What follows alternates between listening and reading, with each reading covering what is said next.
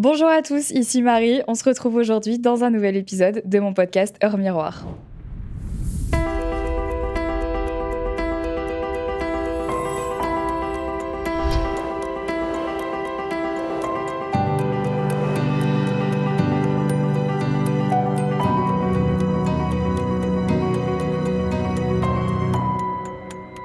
Cette semaine, j'ai décidé d'amener un concept un petit peu différent dans le podcast. Je trouvais que parfois, ça manquait un petit peu de communication entre vous et moi. Et il y a plein de gens qui me posent des questions à la suite de mes podcasts ou qui se posent des questions ou qui aimeraient réagir. Et en fait, je me dis, c'est dommage qu'on n'ait pas plus l'opportunité de faire des épisodes que j'appellerais collaboratifs, où en fait, un peu comme à la manière d'un courrier du cœur, je réponds un petit peu à vos questions, à vos interrogations. Et en fait, limite, on co-construit un épisode ensemble. Et en fait, j'avais pensé à un sujet qui, je pense, peut vous plaire, c'est que ensemble on fasse un petit peu la liste de tous les red flags que vous avez vécu dans votre vie. Vraiment, en fait, vous étiez en couple avec quelqu'un ou ami avec quelqu'un, il y avait un big red flag et vous ne l'avez pas vu. En tout cas, vous l'avez vu, mais beaucoup trop tard. Je suis sûre que c'est déjà arrivé à plein d'entre nous de faire face à des red flags, d'être nous-mêmes un red flag, mais ça pourrait faire l'objet d'un épisode entier. Et en fait, je me suis dit, mais pourquoi pas vous laisser la parole dans cet épisode, évidemment pour essayer de vous aider à surmonter ça, ou qu'on parle un petit peu d'ailleurs de ces red flags qui peuvent être des red flags que vous avez actuellement dans votre vie, soit que vous voyez pas, ou alors que vous voyez mais vous avez du mal à vous en dépatouiller, ou alors vous vous dites que ça va passer et que finalement c'est pas si grave, que ça aurait pu être pire. Je trouvais ça super cool de faire un épisode un petit peu blabla, chit-chat, collaboration entre vous et moi. Je vous ai posé la question sur mon canal Instagram et vous avez été super nombreux à me répondre. Et donc je propose que, en l'honneur de ce premier épisode, on aille lire ensemble tous les red flags que vous avez vécus. Je pense qu'on va rire un peu, hein. Ou pas. Rire ou pleurer, je pense que ça va être un petit peu les deux. C'est parti. Let's go. Je vais m'installer correctement parce que j'ai envie de bitcher. Enfin, j'ai l'impression que quand je fais un épisode comme ça, il va se passer des dingueries. Il faut que je sois confortable. Je dois prendre la mesure de ce que je vais lire. Alors... Vous avez été des centaines à répondre à mon post, donc à mon avis, on a pas mal de choses à se dire. Alors vous allez voir, il y en a plusieurs qui reviennent, qui sont rébarbatifs, et je pense que c'est une bonne chose parce que ça prouve quand même qu'on a des red flags qui sont communs à peu près tout le monde. Heureusement d'ailleurs, ça prouve qu'il y a quand même certaines valeurs qu'on a tous en commun, ça fait plaisir. Pardon, désolée, mais il y en a vraiment, c'est pour m'achever. Je cite, « Il flirtait ouvertement avec son ami devant moi parce que ça nourrissait son ego. » Non mais vraiment, il y a des gars ou des meufs, hein, vraiment il y a des gens, je suis toujours abasourdie de lire des trucs comme ça parce que je me dis que si le mec est vraiment bien avec sa meuf, il a pas besoin d'aller flatter son ego en se faisant draguer ou en draguant quelqu'un, et qui plus est encore plus devant sa meuf. Pour moi, c'est vraiment une preuve d'irrespect total. Ça prouve que le gars n'a rien à foutre de sa meuf, et ça prouve vraiment surtout qu'il a un tellement gros problème d'ego, tellement gros problème de confiance en lui, que concrètement il a besoin d'aller chercher de l'affection ailleurs. Donc j'espère que tu as quitté cette personne entre-temps et que tu n'es plus avec, parce que c'est clairement quelqu'un qui ne te mérite pas. Voilà, ça flattait son ego, mais pourquoi pas? Ça nourrissait son ego. Non mais on est où là en fait? Il m'a fait une liste de comment doit être sa copine. Non mais les gars, je pense que vous voulez me tuer pendant cet épisode. Donc en fait, le gars a carrément fait une liste à sa meuf. Donc voilà toutes les choses qu'il faut que tu remplisses pour être ma meuf. Genre quoi? J'aimerais trop avoir des exemples. C'est choquant, genre, mais du coup, trouve-toi une autre meuf. Ça veut clairement dire que si elle correspond pas à tous tes critères, juste trouve quelqu'un qui correspond à tes critères. On peut pas changer les gens. Déjà, on peut pas changer les gens. Et alors, en plus, t'es qui pour aller faire une liste? Du coup, tu veux quoi? Tu veux que le physique de la nana? Ça sert à quoi? Je comprends pas, du coup, si c'est une liste que tu distribues à toutes les meufs avec qui tu sors pour que ce soit des copies conformes de ce que t'aimerais avoir. C'est super bizarre. Le comportement est méga toxique et évidemment, c'est un big red flag. Je pense que si moi, un mec arrive avec la liste de toutes les choses que je dois faire pour être sa meuf, je lui dis, mais va te faire foutre en fait. Je pense que ça passe même pas le stade du premier rendez-vous. Je pense que ça passe même pas le stade de la conversation, tellement je le next. Et putain, il y en a vraiment, vous avez de la patience, hein. Vous avez de la patience. Alors, Il y a un red flag qui est beaucoup, beaucoup, beaucoup revenu. C'est tout ce qui va être à propos de l'alcool, de l'addiction, de la drogue. Vraiment des gens addicts, complètement addicts, et qui en fait ont fini par déteindre et par avoir un comportement délétère, violent avec leur partenaire. Ça, pour le coup, j'avoue que c'est un big red flag. Déjà, moi, je trouve que de toute façon, les gens qui ont une consommation excessive de stupéfiants, d'alcool et qui ont de toute manière une addiction vraiment hyper forte, c'est un red flag dans tous les cas. Pas forcément que dans un couple, mais évidemment en amitié et même juste en tant que pote. Et puis pour soi-même aussi, c'est un red flag pour soi-même. Les addictions, c'est quand même quelque chose de très très compliqué. Et malheureusement, si la personne n'a pas décidé d'elle-même de se soigner ou d'aller mieux, eh ben, elle ne risque que d'embarquer les gens dans sa chute. Et toutes les personnes qui vont essayer de l'aider vont se prendre des murs et vont juste jamais réussir à rien faire. Simplement parce que si la personne elle n'a pas décidé de se sauver elle-même, vous pourrez jamais le faire à sa place. Je sais très bien que en fait, l'alcool et de manière générale toutes les addictions dans des relations, c'est vraiment ce qu'il y a de pire parce que ça fait souffrir plusieurs personnes à la fois, tout un entourage même. Et ça, je suis complètement d'accord. C'est un big red flag. C'est très triste, mais à un moment donné, si vous voulez pas en fait pâtir de la situation et que vous vous rendez compte que la personne avec qui vous êtes ne veut pas se soigner, parfois c'est mieux en fait de dire je préserve ma santé mentale à moi. En fait, il faut être un peu égoïste parce que sinon juste on pourrait se faire entraîner dans une chute qu'on n'a pas décidée, qu'on n'a pas contrôlée et pour laquelle en fait on n'a rien fait et c'est injuste. Donc ouais, pour moi ça c'est vraiment un gros gros gros red flag, énorme red flag.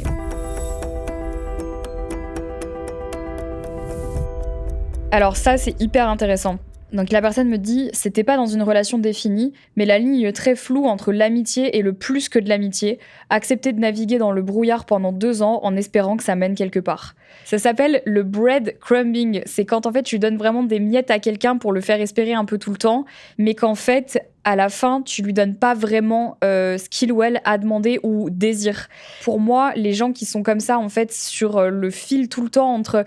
Alors en fait, on est amis, mais en même temps, de temps en temps, on se tape un petit plan cul, mais en même temps, on n'est pas plus que ça, mais en même temps, quand on va se faire un ciné, on est tous les deux, on se fait des petits dates, et puis 4 jours après, je te parle plus. Enfin... Moi, ça vraiment, c'est un red flag parce que si t'es avec une personne qui sait pas ce qu'elle veut et en fait qui se sert de toi uniquement quand en fait ça l'arrange, quand il ou elle a pas envie d'être seul, quand il ou elle a besoin de quelqu'un. Ça me fait péter les plombs parce qu'en fait, c'est quelqu'un qui veut pas s'investir émotionnellement. Et pour moi, les gens qui veulent juste pas s'investir émotionnellement, mais en même temps qui te font croire qu'ils le veulent, mais pas vraiment, c'est juste pas sincère, c'est pas honnête. Et donc, je crois pas avoir déjà été dans une relation comme ça. Non, j'ai jamais été dans une relation comme ça. J'ai pas été dans une relation comme ça, mais j'ai déjà été dans une relation avec un mec qui savait pas si oui ou non il voulait que officiellement on se mette en couple, ce qui est un petit peu la même chose. Et au final, ça m'a saoulée, donc je me suis barrée. J'ai dit, bah écoute, si tu sais pas ce que tu veux, mon grand, bah c'est ciao. Enfin, moi, j'ai pas le temps de t'attendre, en fait. Ça va, des mecs, il y en a des milliers sur cette planète, je vais pas t'attendre. Mais ça, c'est un petit peu la même chose, en fait. Pour moi, c'est un énorme red flag parce que c'est quelqu'un qui, en plus de ça, pourrait très bien avoir une relation avec quelqu'un d'autre dans ton dos. Tu vois, c'est genre, avec toi, je sais pas trop, mais en fait, j'ai quelqu'un d'autre sur le côté. C'est pour ça que je suis pas vraiment sûre avec toi. Non, ça, vraiment... Ah, waouh. Alors ça, vraiment, si ça vous arrive, que vous êtes avec quelqu'un qui veut juste... Il sait pas vraiment ce qu'il veut, bah vous savez ce que vous voulez. Bah, barrez-vous. Barrez-vous avant qu'il ne soit trop tard. Il y a des red flags qui sont un peu plus drôles que les autres. Faut quand même que je vous les lise. Mon premier amour m'interdisait de lire les 50 nuances degrés à cause de l'excitation que j'aurais pu éprouver. Il fouillait carrément mon historique. Ça, c'est un problème de confiance en soi. Le mec fait ça, tu lui dis, c'est ciao. Moi, des fois, je me plains des histoires d'amour que j'ai eues, mais quand je lis vos témoignages, je me dis, mais hé. Ah putain, quelle catastrophe. Pardon, je rigole. C'est pas très drôle, mais vaut mieux en rire qu'en pleurer, vraiment. Non mais attendez, mais il y a des trucs, ça sort de film. Il avait une photo de sa meilleure amie, pas très vêtue, en fond d'écran de son tel, et il voyait pas le problème. Non mais attendez, on est où là? Qu'est-ce que c'est que ce bordel? Mais j'espère que vous vous êtes taillés rapidement là, les filles, c'est pas possible. Là c'est pas un red flag, genre tu le touches pas avec un bâton le mec. Après, il y a vraiment des cas un peu plus trash, genre vraiment des cas de manipulation. Il y a quelqu'un qui me dit, donc mon red flag, c'est que le mec m'a changé complètement de A à Z, en m'empêchant d'avoir des amis mecs, de sortir, de boire, etc. Mais fait de manière très sneaky et manipulatrice. J'ai quasi rien vu parce que son excuse à chaque fois, c'était qu'il avait été trompé dans ses anciennes relations. J'étais plus vieille que lui, donc il fallait que je le rassure. Et d'ailleurs, un autre red flag, c'était d'être obsédée, genre vraiment obsédée, par l'idée de vouloir être mon premier pour tout. Sauf que j'avais 25 ans, il en avait 21, donc forcément, j'avais déjà fait beaucoup de choses comme ça. et ça le mettait en colère, ça le rendrait hyper triste, etc., etc.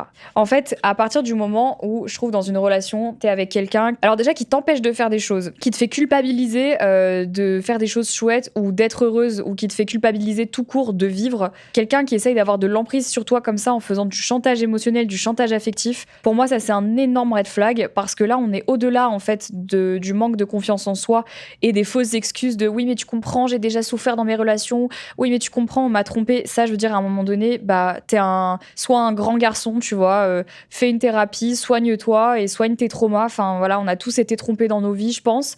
Ça nous est déjà plus ou moins tous arrivé d'avoir des déboires amoureux et de vivre des trucs pas cool.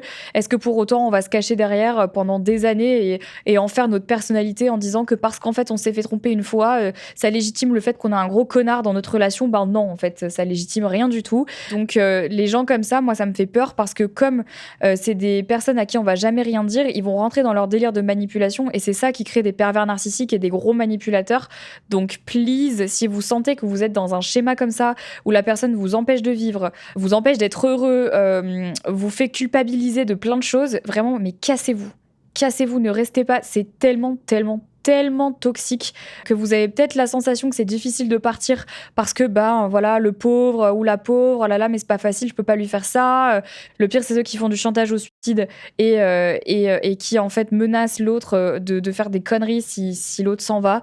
Alors là vraiment mais je peux pas supporter ce genre de gens toxiques, vraiment c'est une catastrophe. En fait, j'ai même pas de mots pour dire ça, parce que à part en fait, c'est énervant parce que, à part vous dire de partir, je peux rien dire de plus. Dans le sens où ces personnes-là, elles devraient suivre des thérapies, elles devraient se faire soigner. Et c'est pas, malheureusement, aux gens qui sont en couple avec ou qui sont amis avec de les soigner. Je sais qu'il y a plein de gens qui ont le syndrome du sauveur ou le syndrome de l'infirmière en se disant, en fait, il faut que j'essaye de l'aider. Mais spoiler alert, on peut pas aider les gens qui veulent pas s'aider eux-mêmes. Juste à un moment donné, on peut pas les sauver si eux-mêmes ont pas décidé de sauver. Vous voyez, c'est impossible. Donc, on aura beau essayer.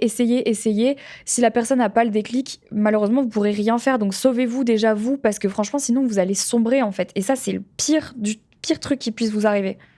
Alors ça, vraiment, pour moi, les gars, c'est le red flag ultime. Enfin, c'est un des red flags ultimes, mais il faut quand même que je vous le dise, parce que ça, c'est un truc que moi, je supporte pas. C'est les radins. Genre, la radinerie. Là, il y a quelqu'un qui me dit, je me disais que ça allait peut-être changer, vu que moi, je suis assez dépensière, mais vraiment, le mec était trop radin. Ou alors, j'ai même vu une autre nana qui a dit que, en fait, le mec lui avait offert, entre guillemets, un resto pour son anniversaire, mais il lui avait demandé de payer la moitié. Alors, faut savoir que moi, en termes de finances dans un couple, en fait, je suis pour l'équité et je suis pour l'égalité parce que je trouve ça normal. Voilà. En tout cas, ce que je trouve plutôt normal, c'est de toujours payer à la hauteur de ce qu'on peut. Donc, c'est-à-dire que, évidemment, des fois, faire du 50-50, c'est pas possible en fonction du salaire de chacun. Mais ce que je considère normal, par contre, c'est de toujours payer à hauteur de ce qu'on est capable de mettre, que ce soit dans un restaurant, que ce soit dans un loyer, que ce soit dans ci, dans ça. On peut pas toujours demander du 50-50, mais on essaye de faire à mesure de ce qu'on peut. En tout cas, c'est ce que je crois, parce que je fais pas tellement partie de cette... vous allez voir où j'en viens. En fait, je fais pas trop partie de ces meufs qui disent que c'est normal que le mec paye les restos, c'est normal que le mec paye les vacances, c'est normal que le mec paye des cadeaux. Moi, je fais pas du tout partie de cette team-là. Je trouve que de demander toujours aux hommes de payer et d'avoir ce côté galanterie plus, en fait, ça nous impute à nous, les femmes, cette espèce d'indépendance qu'on essaye d'avoir et pour laquelle on se bat depuis des années. Et c'est un petit peu, disons, prendre que le meilleur et laisser le reste. Vous voyez ce que je veux dire? Donc ça, en ça, je suis pas hyper pour. Et si on est féministe et qu'on se bat pour l'égalité, alors on le fait aussi, même quand ça ne nous arrange pas. C'est ça que j'essaye de dire. Bref, mais il y a bien un truc que j'aime pas quand même dans un couple, c'est la radinerie. Parce qu'à un moment donné, il faut pas non plus déconner. Pour moi, il y a une différence entre payer et être équitable et être radin. J'ai un exemple en tête, genre d'un mec que je connais qui, lui, à chaque fois qu'il vient en soirée, il ramène une bouteille et si jamais on n'y a pas touché, il la reprend, il la ramène chez lui. Et ça, c'est toutes les soirées. Et en fait, dans un couple, à un moment donné, je me dis, bon, pour un anniversaire, tu fais quand même l'effort de payer à ta meuf le resto, ça va. Tu vois, c'est un cadeau, là, à ce stade. C'est même pas on paye équitablement, c'est un cadeau. Non, là, le gars, il lui a demandé de payer la moitié du resto le jour de son anniv. Coup dur. Genre, vraiment, gros coup dur.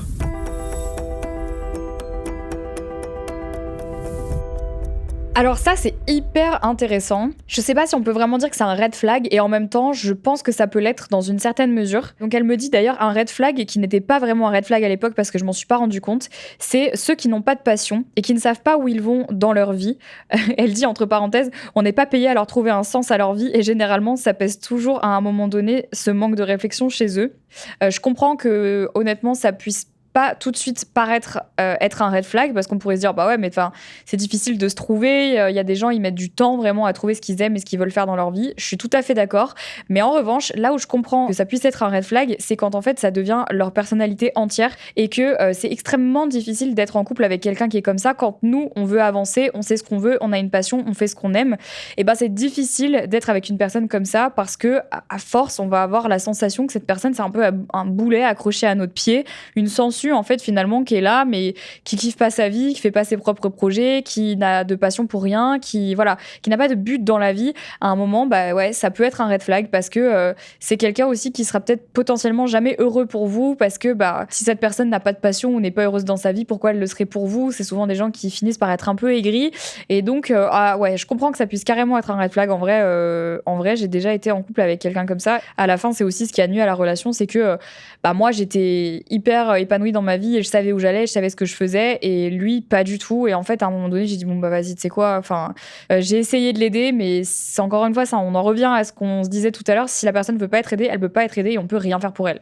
Et ce que je voulais dire aussi par rapport au fait qu'elle disait, donc cette personne qu'elle se trouve un peu conne d'avoir juste pas vu les red flags, en fait, faut jamais se jeter la pierre. Honnêtement, je voulais juste vous dire par rapport à cet épisode que si vous êtes dans une situation comme ça, avec quelqu'un qui ne présente que des red flags et que vous avez eu du mal à vous en rendre compte et surtout vous avez eu du mal à vous en détacher, ne vous jetez pas la pierre en fait, ne soyez pas trop dur avec vous, n'allez pas dire ouais j'ai été trop conne ou je suis trop bête de pas l'avoir vu, parce qu'en fait, pour se rendre compte que quelqu'un a un comportement toxique avec nous, déjà il faut savoir le repérer. Il faut être dans les dispositions mentales pour pouvoir le repérer. Tout le monde n'est pas capable, en fait, sur le moment de réaliser ce qui est en train de se passer. Et surtout aussi avoir le courage de prendre la décision de s'en aller. C'est vraiment très difficile, surtout quand on est sous emprise, quand on est manipulé, quand on est dans des relations toxiques depuis toujours et qu'on ne connaît que ça. Bah, c'est extrêmement difficile de passer à autre chose et de se rendre compte que, en fait, il y a mieux ailleurs et que ce que vous êtes en train de vivre, ce n'est pas normal.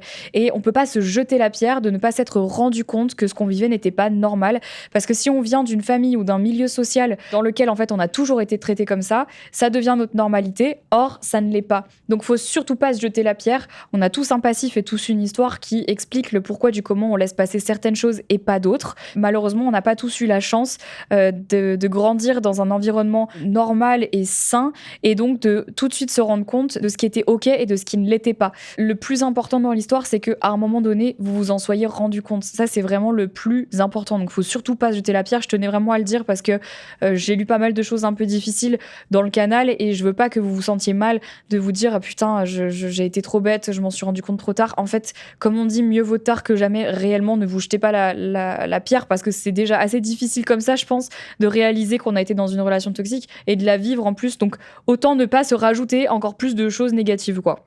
Donc là, quelqu'un me dit, donc les commentaires sur le physique. J'étais en plein dans la relation, je n'aimais pas mon ventre. Il y a des signes que j'ai visiblement ignorés.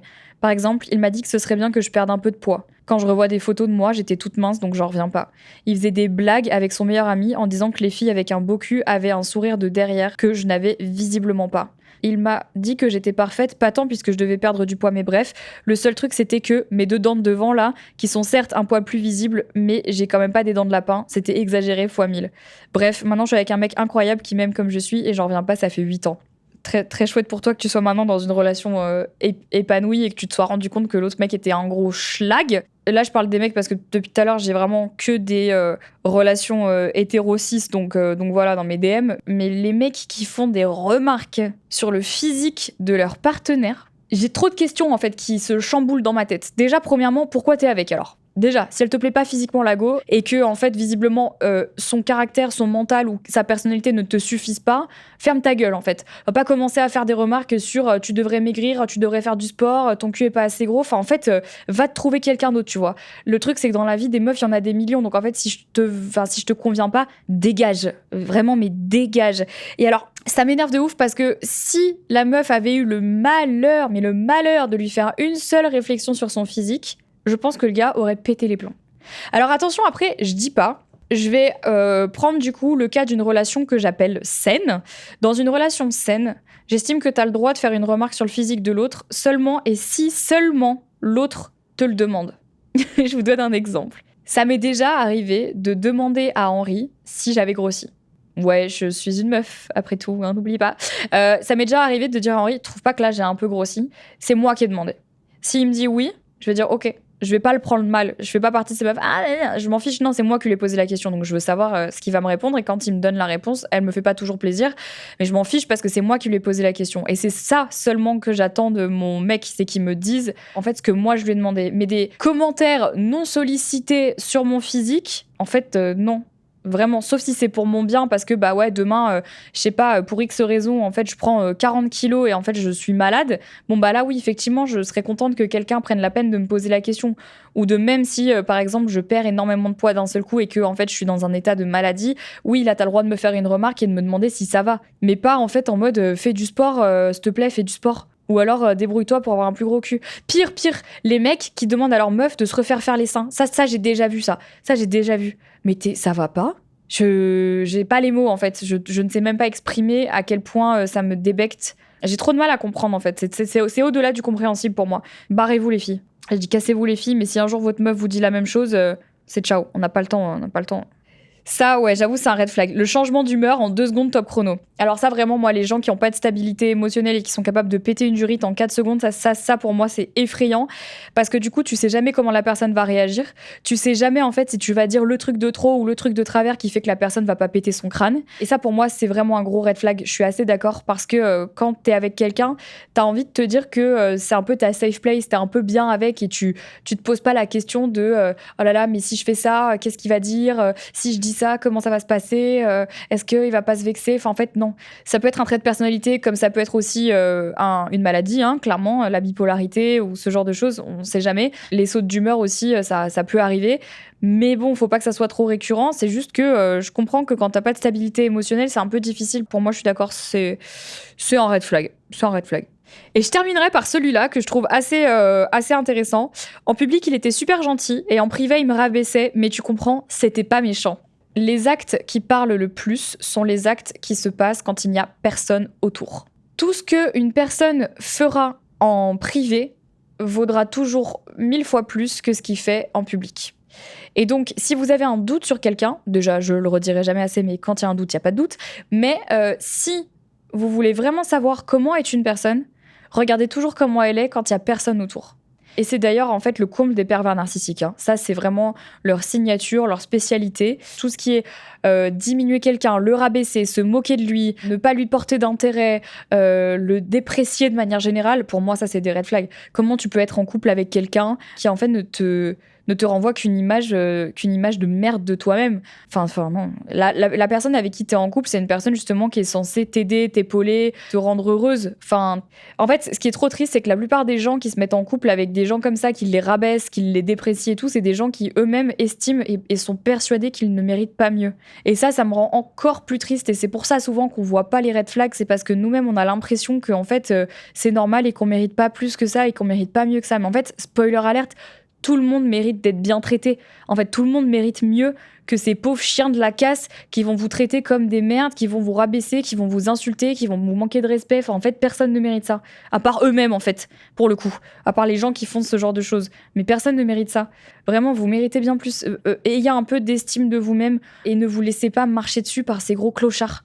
En fait, je propose un camp de vacances qu'avec des mecs sympas et je vous les présente tous. Parce que j'ai plein de potes sympas. Je vais vous les présenter, vous allez voir, c'est pas des clochards promis. Il y a une meuf qui dit me rabaisser devant tous ses potes et dire vous voyez la coincée que je me tape moi, juste parce que je ne le satisfaisais pas et parce qu'il adorait comparer notre couple à ceux des autres. Et vraiment, là, j'ai pas les mots. Genre, c'est horrible parce que de faire cet épisode, déjà de 1, ça me fait prendre conscience de la chance que j'ai d'être dans une relation saine. De 2, ça me fait aussi prendre conscience que j'ai énormément de chance de savoir poser mes limites et de savoir que c'est le genre de choses que j'accepterai jamais dans ma vie. Mais de 3, ça me fait énormément de peine. Je vous jure, en fait, ça me fait prendre conscience à quel point on a matrixé les meufs à leur faire croire qu'elles méritaient pas mieux que ça. C'est très très frustrant, c'est très très énervant parce qu'en même temps, on peut pas jeter la pierre à ces nanas qui restent dans des relations comme ça. parce qu'en fait, on sait pas d'où elles viennent, on sait pas ce qu'elles ont vécu et on sait pas où elles en sont mentalement dans leur vie et quelle est leur construction. Et c'est pour ça que c'est encore plus dur, c'est parce qu'il y a on n'a pas le droit de porter un jugement en fait. Là, moi, j'ai pas le droit de porter un jugement sur les gens qui restent dans des relations comme ça. Je connais pas leur background, je connais pas leur histoire. C'est pas elles que je juge, c'est vraiment ces mecs qui profitent de la faiblesse des autres pour pouvoir déverser toute leur haine et toute leur ingratitude et toute leur saloperie sur des meufs qui ont rien demandé, quoi.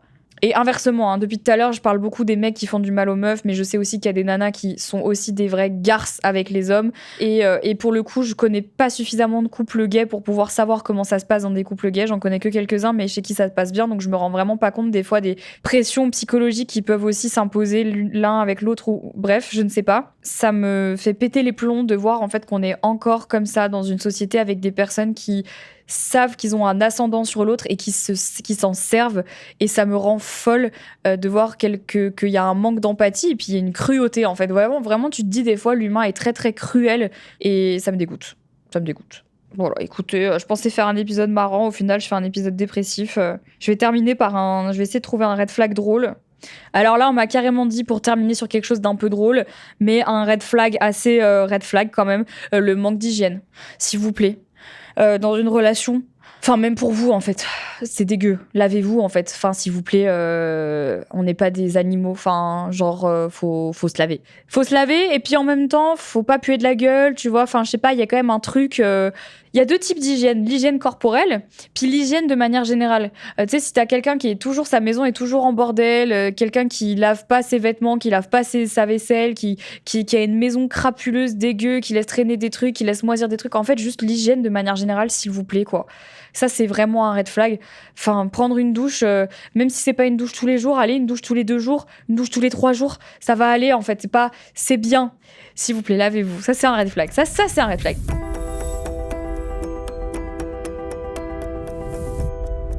Bon les gars, écoutez, on a fait le tour de pas mal de red flags aujourd'hui, des drôles, des moins drôles. J'ai essayé de prendre un petit peu tous les types de red flags, on va dire les plus classiques, ceux qu'on retrouve le plus souvent pour peut-être vous ouvrir les yeux si vous êtes actuellement dans une situation comme ça. Déjà, je vous souhaite de vous en sortir le plus vite possible. Ce serait drôle un jour qu'on fasse un épisode sur ce qu'on estime être nos propres red flags. Moi, je pense que je suis le red flag de beaucoup de personnes sur certains trucs et je pense que ce serait drôle qu'on en parle dans un épisode. J'espère que ce premier épisode ensemble vous a plu. N'hésitez pas à me dire si vous aimeriez qu'on en fasse un petit peu plus, que je vous fasse participer aux épisodes de podcast de temps en temps. Je trouve ça sympa, je trouve que ça change et ça permet en fait de divaguer sur parfois d'autres sujets. J'ai l'impression d'avoir plein de choses à dire sur plein de sujets et là sur le sujet des red flags, j'aime bien parce que c'est un petit peu comme si on parlait entre potes et que j'essayais de vous donner des petits conseils. Donc j'espère que ça aura pu vous aider. En tout cas, prenez toujours en considération que vous méritez le respect, peu importe ce que vous avez fait dans votre vie. Je vous le dis, parce que des fois on a l'impression qu'on le mérite pas parce qu'on a peut-être fait 1 ou 2 bêtises ou parce que voilà, des fois on a des histoires qui font que, mais on mérite tous le respect à minima. Ne restez pas dans une situation comme ça, parlez-en autour de vous, surtout c'est le plus important. Et si vous avez la sensation d'être abusé dans votre relation, essayez de partir le plus vite possible ou en tout cas à minima, faites-vous aider psychologiquement parce que c'est très difficile. Ciao.